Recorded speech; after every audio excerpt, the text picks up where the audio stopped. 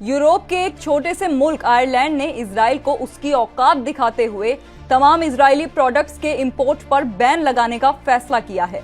ये आयरलैंड का इजराइल के खिलाफ बहुत बड़ा फैसला है। जो बड़े बड़े अरब देश इजराइल के खिलाफ 2 सालों में नहीं कर पाए, वो छोटे छोटे गैर मुस्लिम मुल्क फिलिस्तीन की हिमायत में कर रहे हैं। आयरलैंड के जज्बे को सलाम है जो उसने इतनी बड़ी हिम्मत की कि दुनिया के ताकतवर मुल्कों में खुद को शुमार कराने वाले मुल्क इजराइल से सीधी टक्कर ले ली।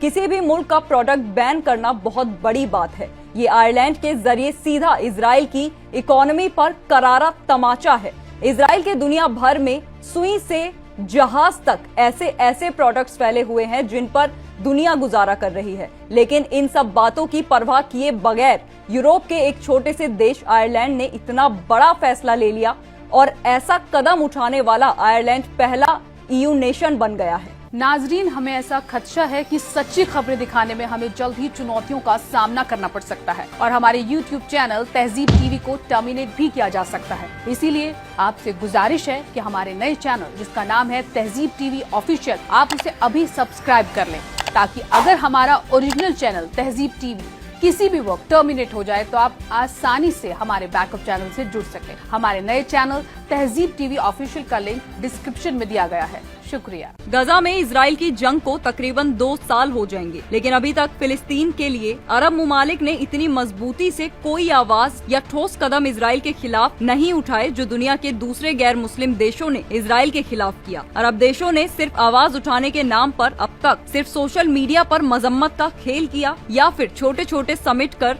दिखावा किया। गजा में इजराइल का कत्लेआम शुरू होने के बाद कई मुल्कों ने सीज फायर और टेंशन कम करने की अपील की। इस दौरान दुनिया के कई छोटे छोटे गैर मुस्लिम देशों ने इजराइल के खिलाफ सख्त कदम उठाते हुए इंसानियत की मिसाल पेश की। गजा में 7 अक्टूबर 2023 की जंग के आगाज के बाद से 13 नवंबर 2024 तक बेलीज, बोलीविया, ब्राजील, कोलंबिया और निकारागुआ ने इजराइल के साथ डिप्लोमेटिक रिश्ते तोड़ दिए, जबकि Chad, Chile, Honduras, South Africa और तुर्की ने जंग के दौरान इजराइल की कार्रवाइयों का हवाला देते हुए इजराइल से अपने एम्बेसडर्स को वापस बुला लिया। अब इसी सिमत में एक छोटे से गैर मुस्लिम यूरोपीय मुल्क आयरलैंड ने भी इजराइल के खिलाफ सख्त कदम उठाते हुए बहुत बड़ा फैसला किया है, जो कि इजराइल के लिए बहुत तगड़ा झटका है। द आयरिश पोस्ट की खबर के मुताबिक आयरलैंड इजरायली प्रोडक्ट्स के इंपोर्ट पर कानूनी तौर पर बैन लगाने वाला पहला यूरोपीय यूनियन देश बन गया है। आयरिश हुकूमत ने एक बिल पर आगे बढ़ने पर रजामंदी जताई है, जिसके तहत इजराइल से प्रोडक्ट्स का इंपोर्ट गैर कानूनी हो जाएगा। ये फैसला पिछले साल आलमी अदालत के उस फैसले के बाद आया है जिसमें कहा गया था कि वेस्ट बैंक, ईस्ट यरूशलम और गजा पट्टी पर इजराइल का कंट्रोल आलमी कानून के खिलाफ है। आयरिश हुकूमत के तर्जुमान ने बताया, हुकूमत का मानना है कि ये ऐसा काम है जो हमें आलमी कानून के तहत करना चाहिए। ये बैन इजरायली बस्तियों से आने वाले फलों, सब्जियों और लकड़ी और दीगर चीजों पर लागू होगा।